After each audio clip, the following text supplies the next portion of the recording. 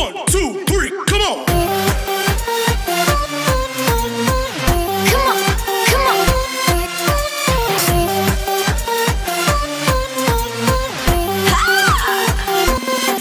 Good morning mga kaibon. Ngayon ay March 27.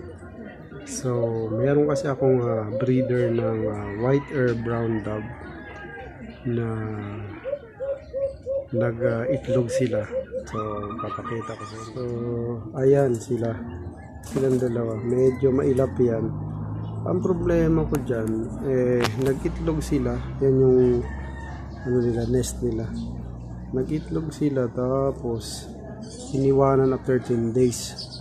So ngayon nilagyan ko na sila ng isang maliit doon sa taas, baka hindi sila hiyang sa ganito.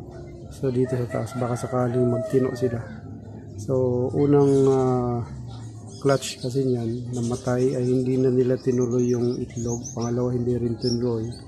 Pangatlo nagpisa sila. Dito ko sila nilagay dati doon sa dulo. So dyan sa dulo. Nagpisa silang problema, nalaglag dito sa baba. Yung anak. So baka may daga na So hinanpid ko, kaya lang 1 day pa lang yun namatay. So nung sila dito, nag-itlog dito 10 days na iniwanan nila, hindi na inuupuan. So ang ginawa ko, dahil itong red collar dove ay halos sabay sila na nag-itlog, dito ko nilagay yung anak nila. So last 5 days, so nangangahulugan 4 yung itlog na inaano niya, yung nililimliman. So ina-expect ko na bukas ay meron na siyang ngayong araw meron na siyang anak, kasi dapat yung dalawang itlog niya ay sa 29 mapipisa. Ngayon 27 yung anak ng white-eared. So yung 4 na yon, kung maging successful, dapat merong pisa ngayong araw. Kaya inobserbahan ko. So ayan, i-video ko mamaya pag may makita akong inakay na. Supposed to be ngayong araw may inakay na yan. So sana mag-successful yung 4, kasi yung dalawang itlog medyo mas malalaki, maliit kasi siya So 4 na itlog, dalawang malalaki ng konti, at saka yung kanya medyo maliit ng konti, parang hindi niya kakayanin. So pag nag-successful siya, magaling siyang pamoster, masipag magdimlim to So within the day, i-observe ko kung may makikita akong anak dyan. So ayan na guys, nakikita ko na parang may pinapakain siya. So hindi ko lang nilapit yung camera, baka magulo, mabulabog.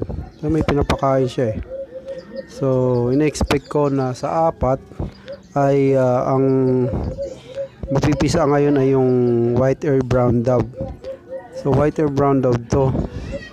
Tapos kung isa lang yan, bukas yung isa, kasi hindi naman sabay na na napipisa.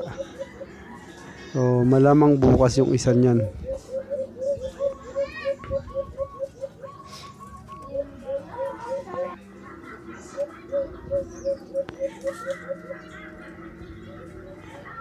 So napisa niya pa rin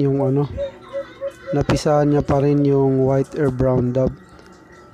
Buti na lang naisipan kong ilagay diyan, dahil isang araw na hindi nililimliman ng white-eared. May daga kasi napalibot-libot, siguro natakot.